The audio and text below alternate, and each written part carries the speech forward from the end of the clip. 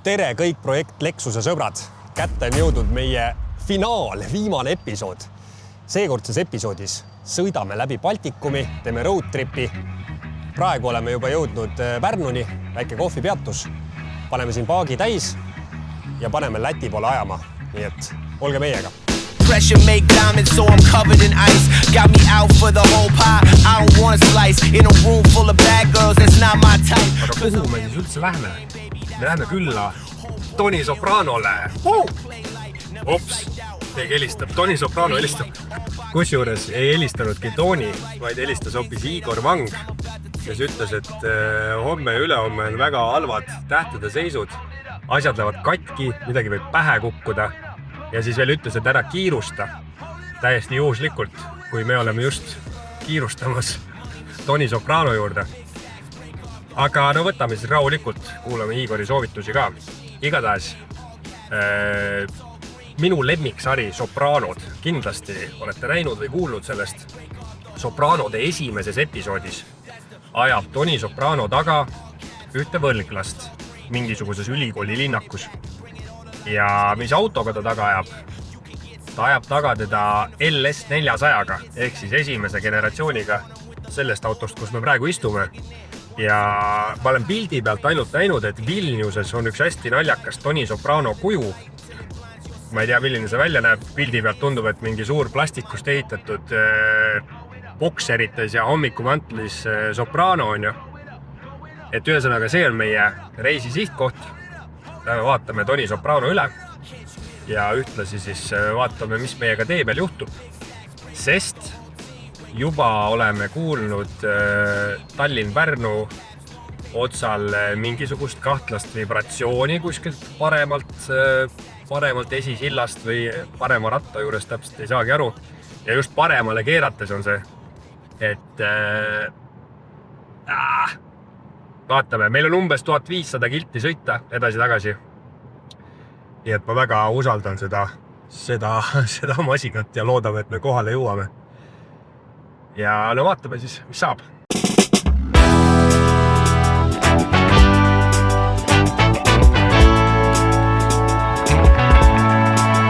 No nii, oleme jõudnud Läti piirini. Sõidetud on meil 204 kilomeetrit ja kütuse kulu oleme saanud 12 liitri peale. Aga nüüd pole muud kui väljamaale ja näeme juba Lätis, nii et šveiki!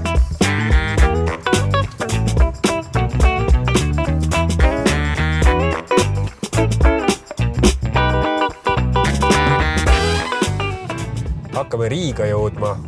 Kas teie teate, miks lätlased sõidavad pooleldi kraavis? Ehk siis nad sõidavad, ühesõnaga pidev joon on auto keskel, nagu tahaks mööda lasta, aga linnas, kus ei saa isegi mööda minna, mitmel pool juba märganud seda. Mis värk on lätlased? Miks te nii veidralt sõidate? Story time. Mina käisin kunagi Soomes tööl ja Soomest sain külge endale sellise kombe, et iga kord, kui nemad kohvi joovad, siis nad võtavad ka vett. Ja tanklas ilmselt ise teate ka, et võtate kohvi, ostate pudeli vett. Aga vee peal ei pea raha raiskama, sest Aquaforil on selline filter pudel, et saate puhta vee kätte ja lihtsalt täidate siit kraanist. Väga hea variant. Ja õhkvedrustuse test Munakivi teel. No lebo, aga ega ei taha siin väga kaua sõita. Sõitsime mööda Munakivi teed tupikusse ennast. Aga siia parkida vist ei taha. Või tahame või? Tarbad Jeenas tähendab ikkagi tasulist parkimisaega. Tööpäeviti 8–20. Ehk siis kas tõesti kella 8 õhtul on tasuta. Ma ei tea, loodame, et on. Jätame auto siia. Kohal pargitud, hotell leitud. Vaatame korra siia parema esiratta juurde, kust oli kuulda mingisugust kahtlast vibratsiooni. Mitte, et ma siin tohutult vaadata oskaks asja, on ju. Ühesõnaga visuaalselt tegelikult midagi hullu ei tundu. et ma täpselt ei tea, kas see võib olla rattalaager, mida mainis Lexuse mehaanik Richard, või on asi ikkagi seotud sellega, et suuremad väljad on all ja kuidagi see mõjutab natuke sõitu. 320 kilomeetrit sõidetud, 11,2 peale saime kütusekulu ja nüüd oleme Riias ja lähme avastama Riia elu. Lähme sööma, lähme jooma.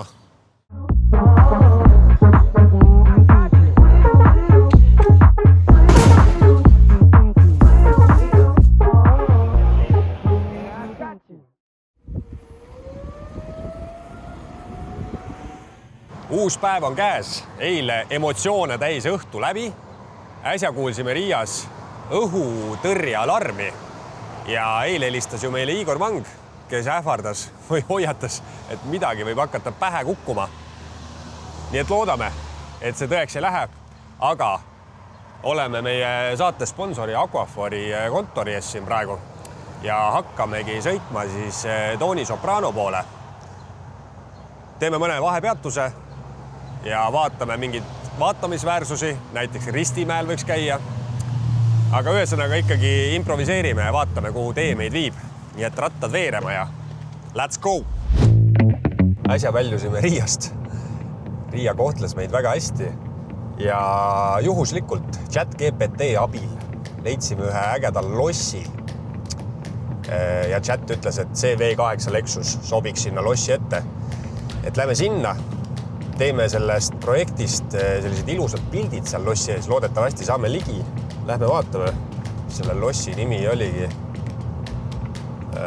mingi R-tähega oli, igatahes pildi pealt tegi väga ilus välja. Ja mis me Riia kohta siis kokkuvõtteks ütleme? Kohtles meid väga hästi, natuke räpaselt, nagu ikka, aga mitte selles mõttes, mis iganes. Raske on olla lihtsalt.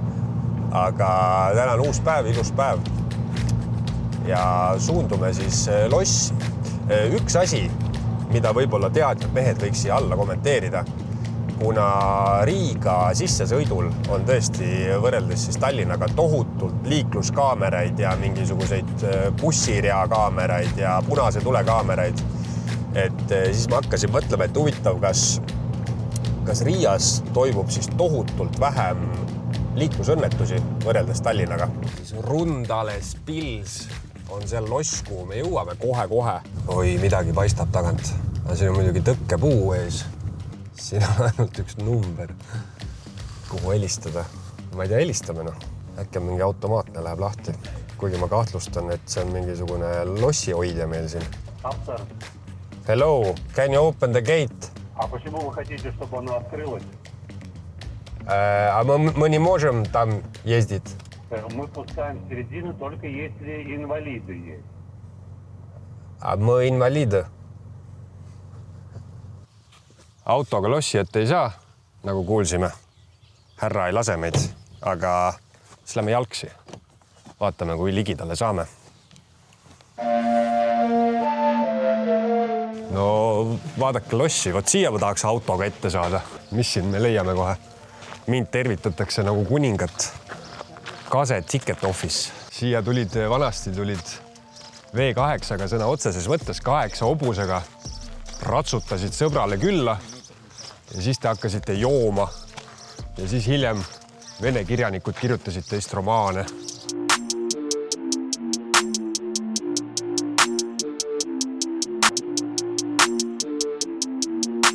Esiteks loeme kõik need toad kokku, mis siin lossis on ja siis vaatame edasi. Ops, tähtis teadanne. Meie järgmine sihtpaik on eeldatavasti Ristimägi või siis Vilnius. Ma ei tea veel täpselt. Vaatame, kus me oleme üldse. Aga loss on kõva.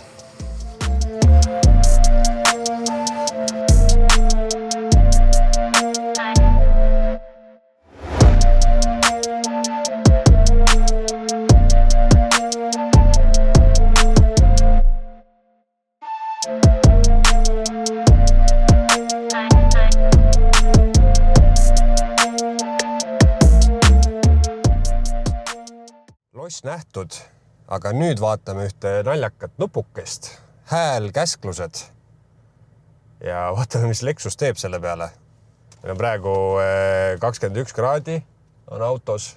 Vaatame, kas ta seda langetab. Please say the command after beep.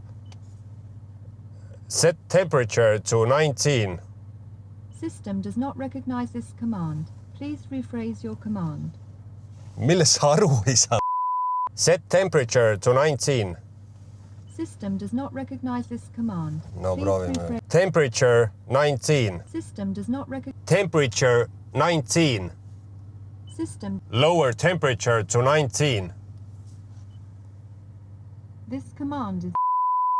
Nii, proovime uuesti. Set temperature to 19 degrees. System does not. Lower the temperature by 2 degrees. Lowering temperature. Opa! Ja viskabki võib-olla 19 kraadi peale. Vaatame, kas ta paneb mussiga mängima. Audio on. Turning audio system on. No nii, vaatame, kas ta nüüd ise sõitma ka hakkab. Please say the command after beep. Let's go to Vilnius. This command is.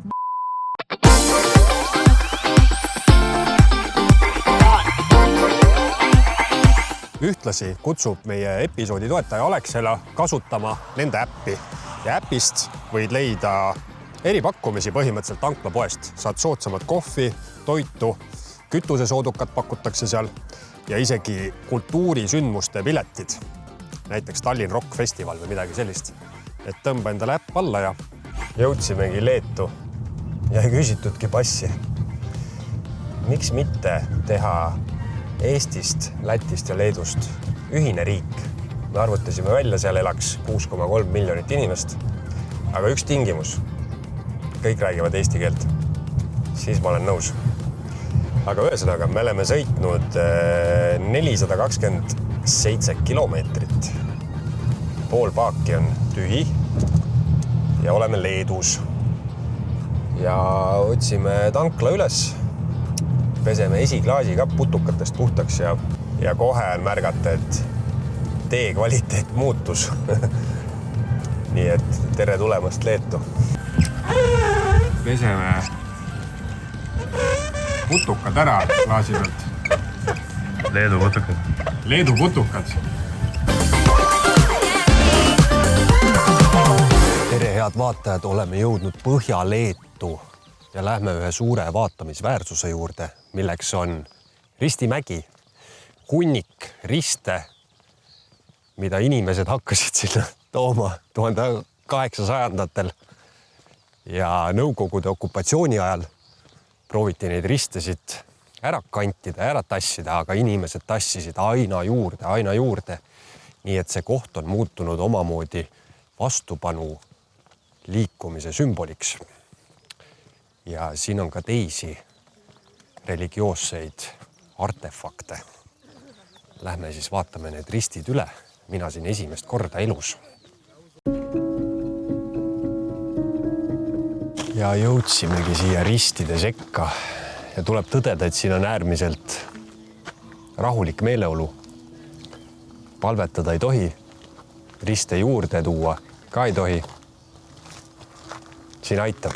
Siin juba on neid piisavalt. Ja vaadake seda võimast Jeesus Kristust.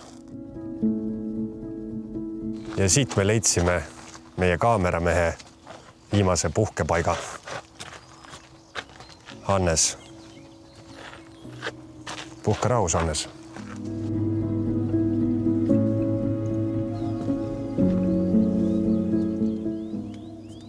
Ja siin käib kiriku muusika isegi kuskil. No siin on ikka tohutult neid riste ju. Miljoneid. Ma ei tea, kas miljoneid on. Miljardeid kindlasti.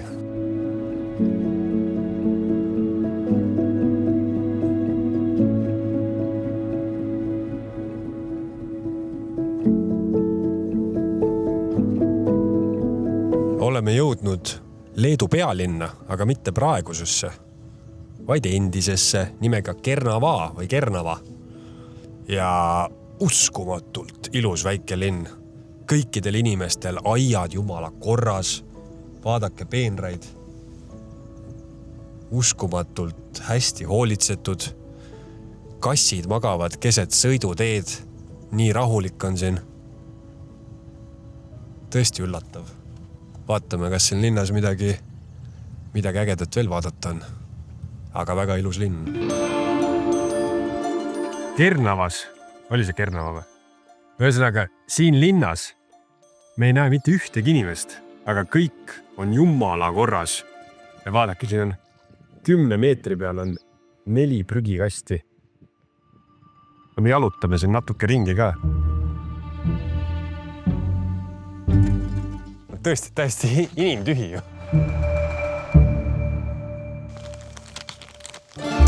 Aga nüüd on meil missiooniks ikkagi leida siit Kernavast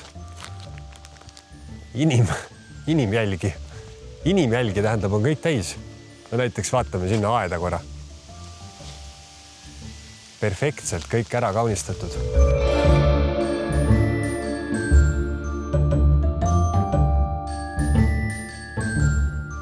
No ma tegin interneti lahti ja ma sain teada, et me oleme Kernaves, Mergeles, Marios, Skapliernis, Pažnutšia. Ühesõnaga ulmeliselt uhke kirikuhoov on siin, kus on mosaiikidel jutustatud siis Jeesuse Kristuse ristilöömine, surm, ülestõus. Inimesi me ei ole ikka veel kohanud, aga kõik muru on aetud. Polegi nii nagu uhkes kirikuhoovis käinud kunagi. Jõhker on see. Ühesõnaga, see on mingi arheoloogiline, mingi UNESCO kaitse all üks maailma vanimaid linnu või kohti. See meenutab mingit, ma ei tea, muinas Liivimaad. Siuke tunne tekib, kui sinna vaadata. Väike taluõueke seal mägede vahel. Tuule iil paitamas habet.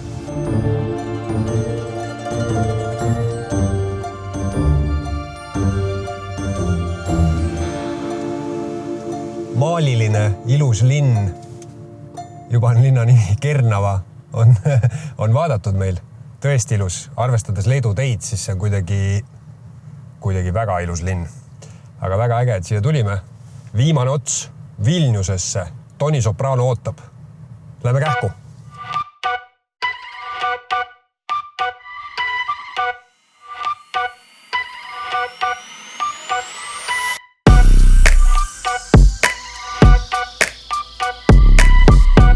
Voila, siin me oleme Vilniuse hotellis.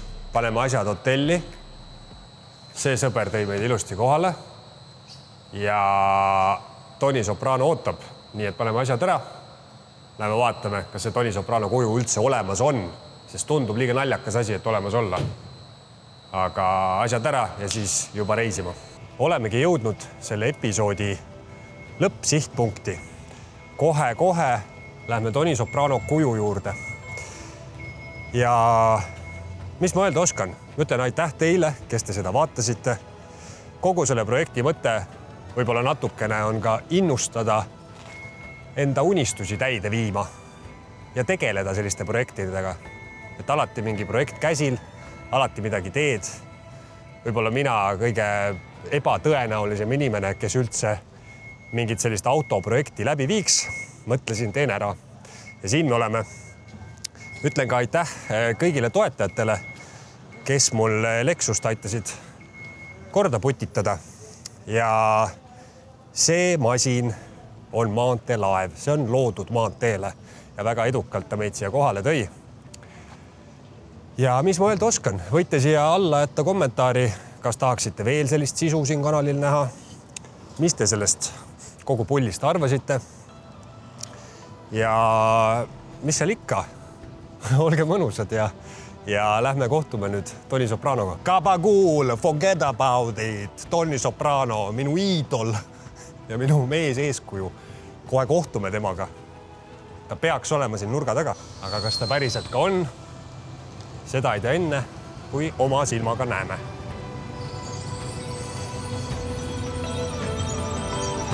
Tõe hetk. Jaa!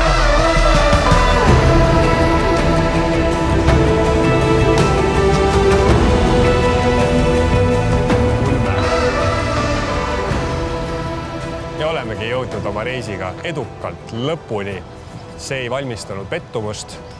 See on täiesti enneolematuid, fantastilisi tundepuhanguid tekitab minus. Tony Soprano on minu elu kõige rohkem mõjutanud tegelane. Ja siin tõmbamegi otsad kokku ja jääme seda imetlema, istume korra siia baari ja räägime Toniga paar sõna juttu, nii et kabakuul!